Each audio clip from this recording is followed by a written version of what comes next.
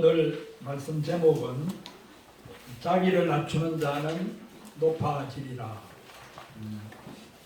아마 몇 주 전에도 비슷한 제목의 말씀이 있었던 것 같습니다. 특별히 바리새인의 기도와 세리의 기도를 오늘 비교하고 있습니다.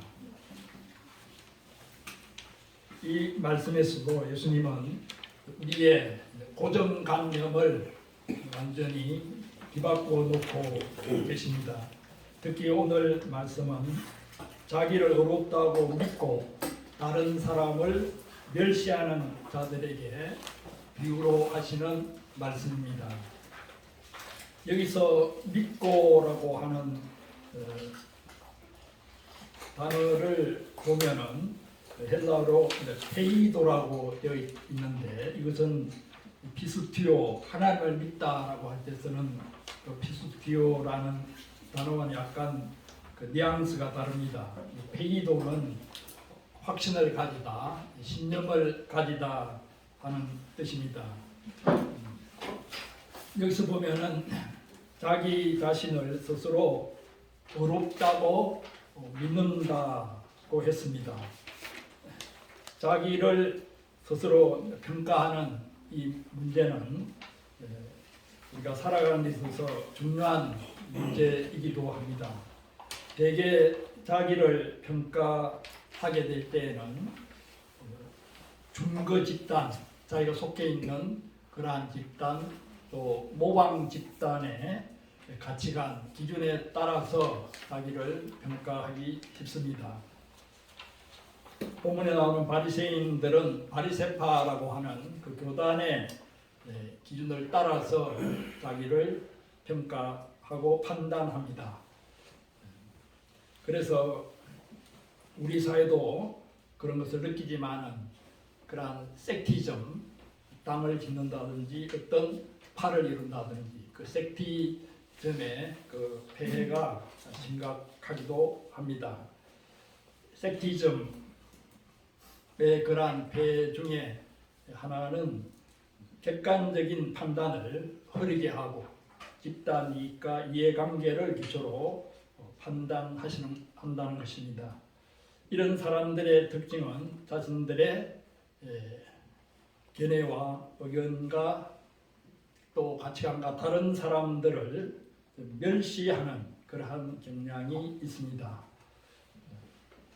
대개 다른 사람을 멸시하는 사람들의 그 동기를 보면은, 또 그러한 멸시의 그러한 그 이유를 보면은 대개 가진 것, 어떤 소유를 따라서 자기가 많은 소유를 가지고 있을 때 은연중에 소유를 적게 가진 사람을 멸시하기도 합니다.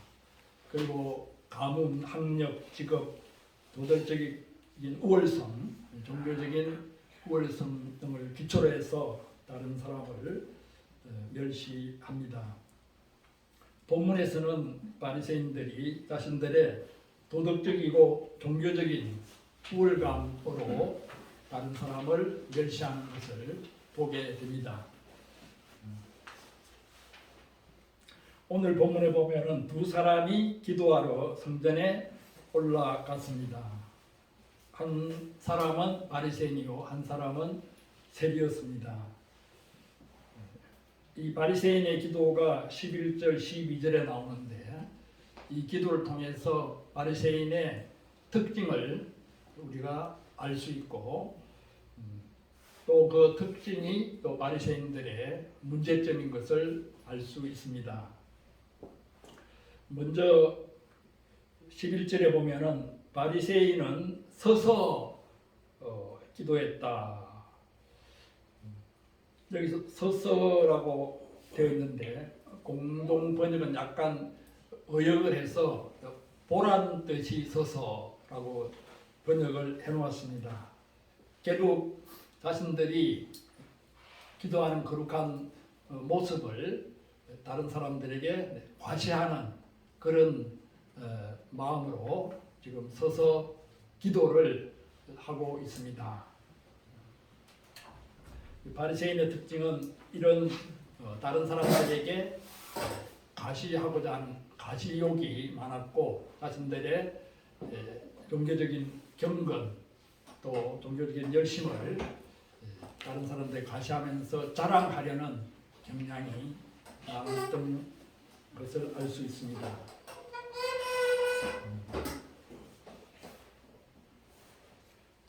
또 이들은 따로 기도했다.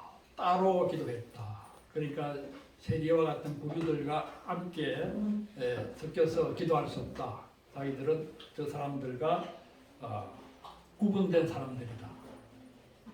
저 멸시하기에 마땅한 저 사람들과는 다른 사람들이다. 그래서 따로 기도했다고 했습니다.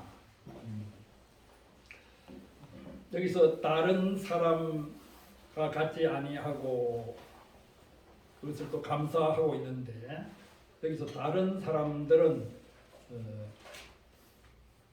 땅의 사람들 암하렛즈라고 하는 그러한 용어를 가진 땅의 사람들인데 이 사람들은 바리새인의 멸시를 받고 또 천대를 받았습니다. 이 암하렛즈라는 사람들은 굉장히 빈민층에 속했다고도 볼 수 있습니다. 사람들은 율법을 제대로 지키지 않는다. 또 11조를 제대로 내지 않는다. 종교적인 업무를 제대로 감당하지 않는다고 바리새인들이 판단해서 멸시했던 사람들입니다. 그래서 늘 자기 자신들을 따로 구분하는 그러한 특징을 가지고 있었습니다. 바리새인이라고 하는 그 헬라어 원어가 파루스라고 그러죠. 파루스, 구분된 사람들이다 하는 뜻인데 자기들의 그 교파 이름에서도 알 수 있듯이 자기들은 거룩하지 않은 다른 사람들과 구별되어 있는 사람들, 종교적인 의무를 제대로 지키지 않는 사람들과는 구별되어 있는 사람들이라는 자부심이 있었습니다. 그러면서 따로 서서 기도하기를 하나님이여 나는 다른 사람들 곧 토색 우리 가늠하는 사람들과 같지 아니하고 이 세리와도 같지 아니함을 감사하나이다. 오히려 다른 사람들과 같지 않음을 감사하고 있습니다. 또 세리라고 하는 것은 토색, 다른 사람의 것을 빼앗는 세금을 가닥에 매겨서 빼앗고 또 위로는 뇌물을 바치고 자기는 착복하는 그런 토색하는 사람의 대명사죠. 이 세리와도 같지 아니함을 감사하나이다 라고 기도하는 그러한 사람들입니다. 그러면서 자기들이 다른 사람들과 같지 아니함, 그러니까 이런 도덕적인 우울감, 종교적인 우울감을 가지게 된 그 근거는 뭐냐면 바로 12절에 나오고 있습니다. 나는 일해에 2번씩 금식하고 또 소득의 11조를 드린다. 그러니까 이러한 종교적인 헌신, 종교적인 열심이 자신들의 도덕적 우월성의 기초가 되고 있다는 것입니다. 일해에 2번 금식한다. 바리새인들은 그 당시에 일주일에 2번씩 금식했는데 월요일과 목요일도 어떤 학자는 금요일이라고도 말을 하는데 하여튼 목요일과 또 다른 날에 금식을 했습니다.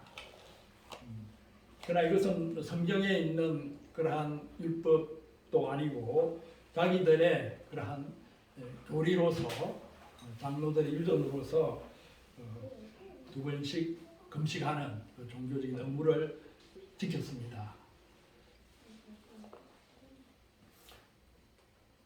그러니까 일주일에 하루 금식하기도 힘들죠. 재하영 형제님 힘들죠.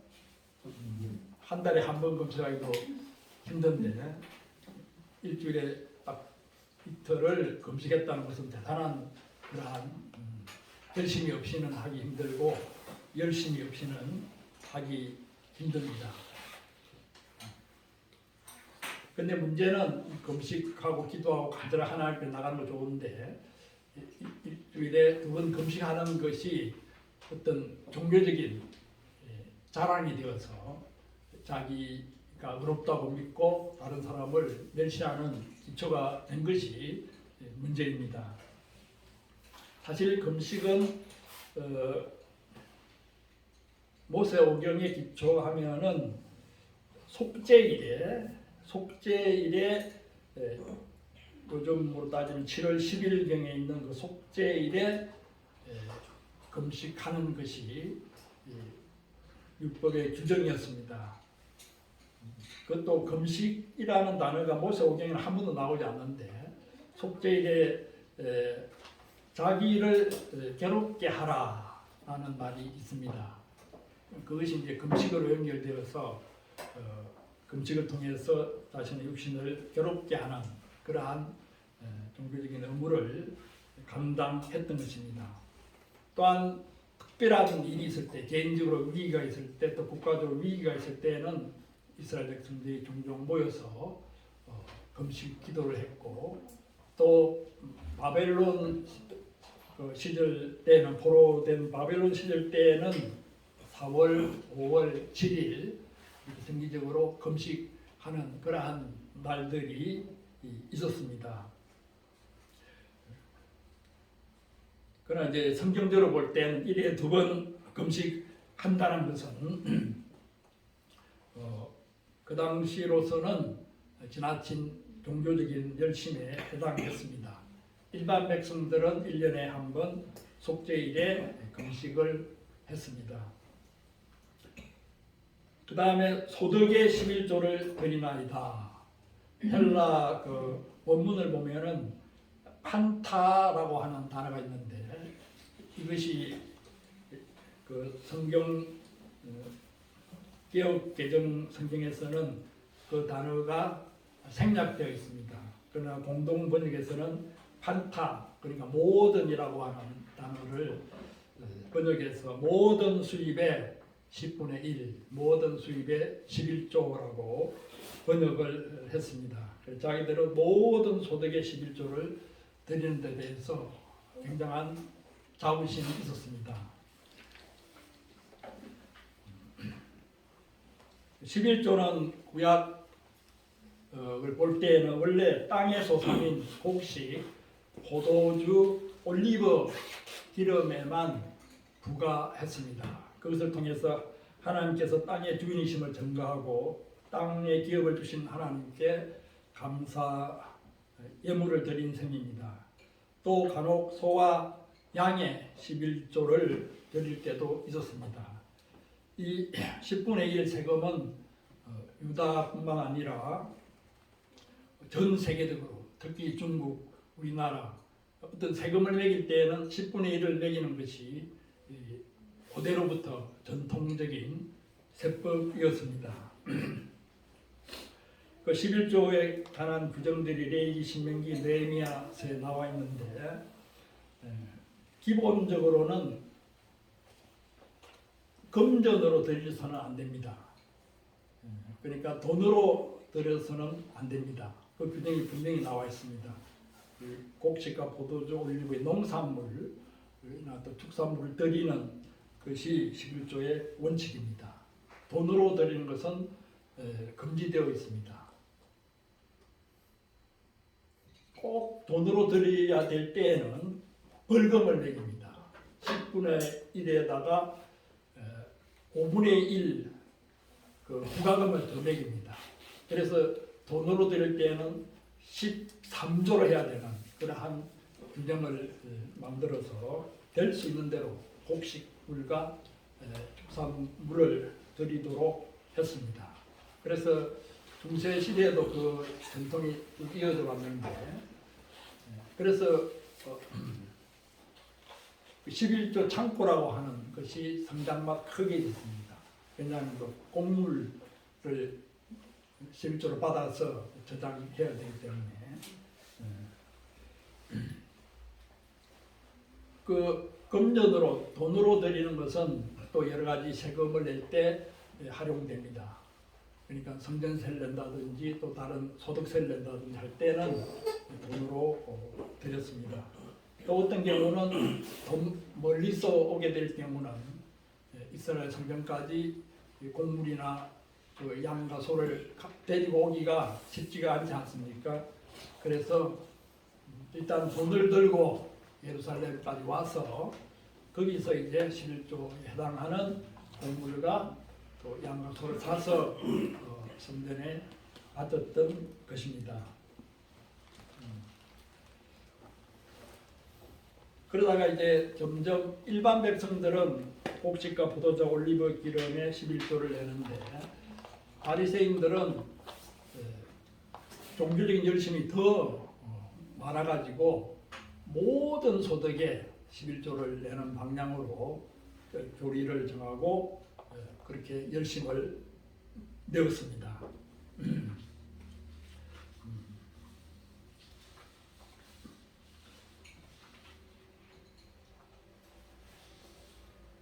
우리가 성경을 보게 될 때 복음서를 보게 되면 예수님과 제자들이 11조를 내었다는 기록이 한 번도 없습니다.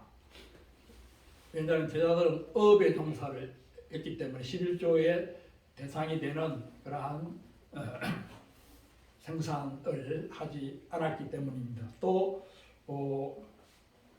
일종의 그들은 백수처럼 직업이 없이 예수님을 쭉 따랐기 때문에 또 소득이 없었다고 볼 수가 있죠. 그런데 이제 여성들과 후원자들의 헌금이 있었죠. 연보가 있어가지고 그 공동체의 식품이나 또 그 생활을 영위할 수가 있었던 것입니다. 그러한 헌금과 연보가 있었는데도 거기에 대한 또 11조를 받았다는 그러한 기록도 없습니다. 무엇보다도 십자가와 부활 이후에는 사도 바울의 어떤 서신에도 예수님 부활 이후에 어떤 성경에도 11조라는 단어를 찾을 수 없습니다. 그러나 예수님께서 11조를 내는 것에 대해서 큰 자부심을 가진 바리새인들을 화가 있을 정도로 이렇게 저주하다시피 하시면서 책망하신 적이 있는데 그때 하신 말씀이 너희들이 박하와 해안과 근처에 11조를 드리지만은 율법에 더 중한 바 어와 신과 이는 버렸도다. 그렇게 이제 책망하신 적이 있습니다. 박하와 해안과 근처는 자생식물입니다. 자생식물은 11조의 대상이 되지 않습니다. 그러니까 들판에서 그냥 이렇게 자라는 그 향신료 같은 그런 해양 그것은 11조의 대상이 아닌데도 그것까지도 그것을 수확하게 될 때는 그 11조를 드리는 그만큼 모든 소득에 11조를 드리는데 그게 강박관념적으로 바리새인들은 열심을 내었습니다. 그러니까 예수님께서 하신 말씀은 11조 대상이 되지 않는 이런 물건들에 대해서까지 이 작물들에 대해서까지 11조를 내는 열심을 너희들이 내면서도 율법에 더 중한 바 어와 인과 신은 버렸다. 이 율법이 더 중한 바 어와 인과 신을 행하고 지키라고 말씀하셨습니다. 얼마나 이들이 11조에 대해 열심을 가졌나 하면 물건을 살 때에도 물건을 파는 사람이 11조를 내지 않을 수도 있다. 그래서 물건 값에 그 사람이 내야 될 11조까지 계산해서 이렇게 물건 값을 치르는 그런 열심이 있었습니다. 어떤 목사님들의 모임에서 교인들이 한 50만 원짜리 양복을 선물했을 때 어떻게 하느냐. 50만 원 선물 받았으니까 5만 원 11조 해야 되는데 어떻게 해야 되느냐. 그때는 교인들이 이렇게 잘 교육을 시켜야 된다. 목사님한테 50만 원짜리 양복을 드릴 때에는 11조를 잘 하시도록 5만 원을 더 보태가지고 해야 된다. 그럼 55만 원이 되잖아요. 55만 원에 또 10분의 1 계산해야 되는데 복잡하게 되죠. 그래서 내가 11조에 대해서 연구할 때 책들을 구입해 왔는데 11조 내는 법이라는 책이 있어요. 와, 헌법보다 더 두꺼워요. 이런 두꺼운 책이 있어요. 정기적금을 탔을 때는 어떻게 하느냐, 이미 월급에서 세금을 뗐는데 어떻게 하느냐, 이 월급 자체가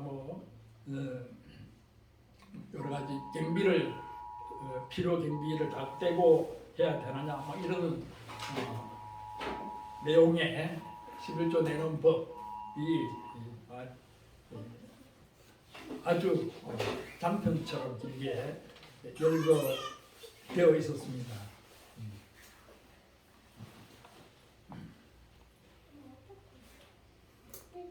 그래서 이들은 금식과 마찬가지로 11조 문제에 있어서 지나친 종교적인 열심을 내었던 사람들입니다. 로마서 10장 2절을 한번 찾아서 보겠습니다. 로마서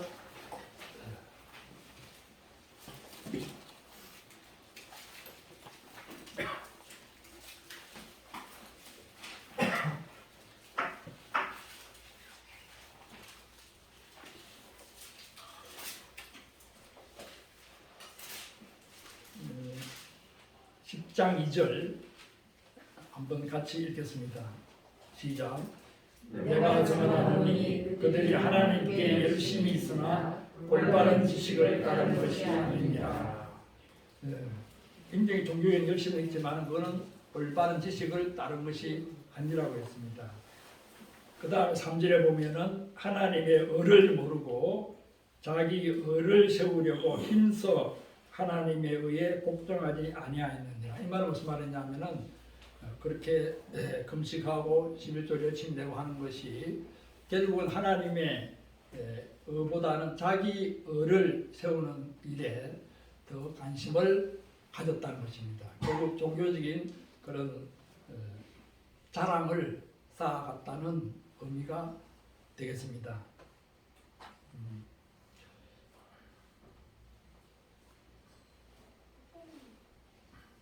무엇보다도 이들은 그런 종교적인 열심은 가지고 있었지만은 또 자기가 스스로 어렵다고 믿었지만은 그렇지 않은 다른 사람들을 멸시했다는데 심각한 문제가 있습니다. 그 다른 사람들도 바리새인 입장에서는 자신들이 감당해야 될 양떼들이고 백성들인데 그러한 상황 속에 있는 사람들에 대한 목자의 심정, 상한 심정, 그들이 멸시할 만큼 그들이 타락한 상태에 있다고 한다면 그 타락한 상태에서 어째서든지 그들을 건지고자 하는 그러한 상한 심정이 없었다는 것이 가장 큰 문제입니다.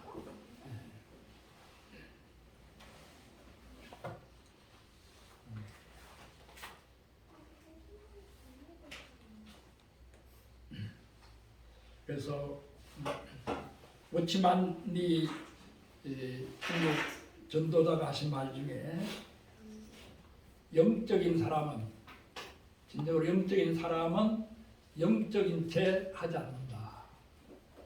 그러니까 자신의 종교적인 경건을 자랑하지 않는다는 뜻이죠. 영적인 사람은 영적인 채 하지 않는다.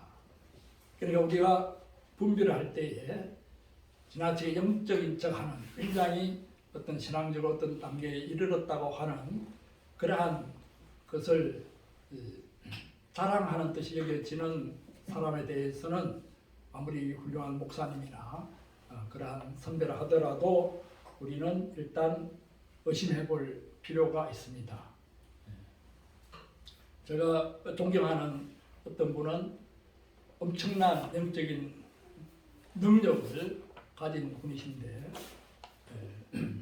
그리고 여러 가지 신유의 은사나 믿음의 은사나 기적의 은사들을 행하는 그러한 분이신데도 영적인 채 하지 않는 것이 참으로 존경스러워서 그분의 도움을 받기도 했습니다. 어떤 목사인 경우는 설교 때마다 굉장히 영적인 체 하는 그런 분이 있었는데 저도 그 설교를 들으면서 좀 의심스럽다 하는 생각을 가지고 있었습니다. 자기가 설교를 하면 교회에 무지개가 뜨고 자기가 동의 물을 받아서 안수를 해가지고 눈꺼풀이 없는 쌍꺼풀이 없는 사람 눈에 바르면 쌍꺼풀이 만들어지고 그리고 자기는 여러 가지 단계가 있는데 최고의 영적 단계에 올라가 있다. 이제 천국 앞에까지 왔는데 그 단계만 넘었으면 이제 천국문이 열린다. 이런 지나치게 영적인 체하는 목사님의 경우는 어떤 수십 년 동안 숨기져 있던 심각한 죄가 드러나서 지금 10년형 가까운 형을 받고 복역 중에 있습니다. 그러니까 우리가 영적 분별력을 가질 때 가장 기본적인 것은 영적인 죄 하는 사람은 진정으로 영적인 사람이 아닐 수 있다고 하는 그러한 분별력을 가질 필요가 있습니다. 그 다음에 세리는 멀리 서서 바리새인들 자기들을 멸시하고 따로 서서 기도를 하니까 세리는 가까이 가지도 못하고 멀리 서서 감히 눈을 들어 하늘을 쳐다보지도 못하고 다만 가슴을 치며 이르되 하나님이여 불쌍히 여기소서. 하나님이여 불쌍히 여기소서. 나는 죄인으로소이다. 이 상한 죄인의 심정으로 차마 기도도 할 수 없는 그런 상황에서 하나님을 쳐다보기도 못하는 그런 상황에서 회개 기도를 드리고 있는 세리와 이 바리새인을 예수님께서 비교하시고 계십니다. 14절 말씀 우리가 같이 한번 다시 읽겠습니다. 14절 말씀 시작. 내가 너희에게 이르노니 이에 저 바리새인이 아니고 이 사람이 어렵다 하심을 받고 그의 집으로 내려갔느니라. 자기를 높이는 자는 낮아지고 자기를 낮추는 자는 높아지리라. 네.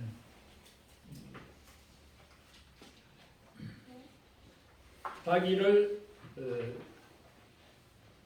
어렵다 하는 이 바리새인은 오히려 어렵다 하심을 받지 못하고 오히려 어렵지 못하다고 스스로 여기고 고통하며 회개하는 이 세리가 어렵다 하심을 받고 집으로 내려갔다. 일반적인 고정관념을 여기서 예수님이 완전히 뒤바꿔 놓으신 것을 보게 됩니다.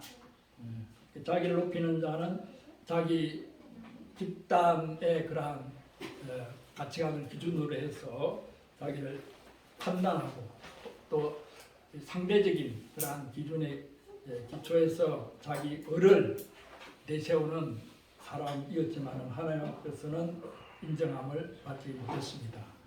자기를 낮추는 자는 하나님 편에서 자기를 성찰할 줄 아는 사람이었습니다. 비록 죄인이고 타락한 가운데 있다 할지라도 하나님 자기를 발견하고 성찰하고 반성하고 회개할 줄 아는 그러한 사람이었습니다.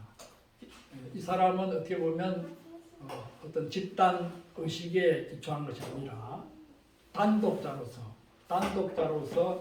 하나님 앞에 서는 그러한 사람이었습니다. 그렇기 때문에 하나님 절대적인 기준으로 자기를 판단하고 자신을 돌아본 그러한 사람입니다.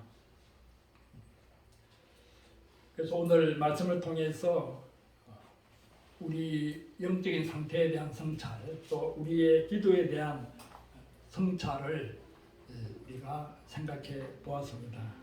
우리가 죄를 짓고 마음이 상하고 있을 때나 또 우리 삶의 위기를 당했을 때, 병들었을 때, 어려움이 있을 때에 우리는 정말 세리와 같은 심정으로 하나님 앞에 나가서 간절히 눈물로 기도합니다. 그러다가 어느 정도 문제들이 해결되고 어느 정도 모든 상황들이 제대로 돌아가고 조금 영적으로 내가 어느 정도 위치에 오른 것처럼 여겨질 때 자칫하면 이 바리새인의 그러한 태도와 바리새인의 그러한 영적 교만으로 떨어지기가 쉽습니다. 그러니까 어떤 때는 우리가 이 세리의 기도를 했다가 또 어떤 때는 또 바리새인의 영적 교만의 상태로 떨어질 수도 있습니다. 그러니까 이 세리의 기도와 바리새인의 기도를 왔다 갔다 하는 그러한 우리들인 것을 보게 됩니다. 무엇보다도 우리가 어떤 형편에 있든지 간에 상한 마음을 잃지 않고 우리는 행복해지기를 바라지만 절대로 우리는 행복해질 수 없습니다. 왜냐하면 우리 친지들, 가족들 또 우리의 이웃들이 고통당하고 있기 때문에 그들에 대한 상한 심정이 있다면 우리는 절대로 인생 동안 행복해질 수가 없습니다. 사실은 그런 상한 마음을 가지고 우리의 여러 가지 형편이 좋아질 때에도 그들에 대한 마음을 늘 품어야 할 것입니다. 하나님께서는 영적 교만의 제사를 원하지 아니하시고 상한 심령의 제사를 원하신다고 시편 기자도 노래했습니다. 시편 51편 16절 17절 말씀을 찾아 읽겠습니다. 시편 51편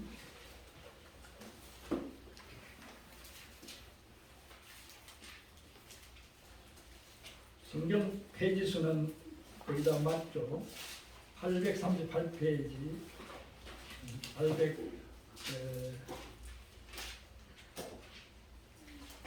839페이지가 되겠습니다.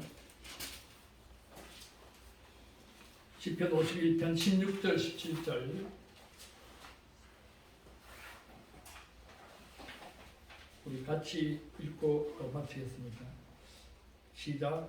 주께서는 제사를 기뻐하지 아니하시나니 그렇지 아니하면 내가 들었을 것이라. 주는 번제를 기뻐하지 아니하시나이다. 하나님께서 구하시는 제사는 상한 심령이라. 하나님이여 상하고 통양한 마음을 주께서 멸시하지 아니하시니이다. 오늘 말씀을 새기면서 각자 묵도록 기도하겠습니다.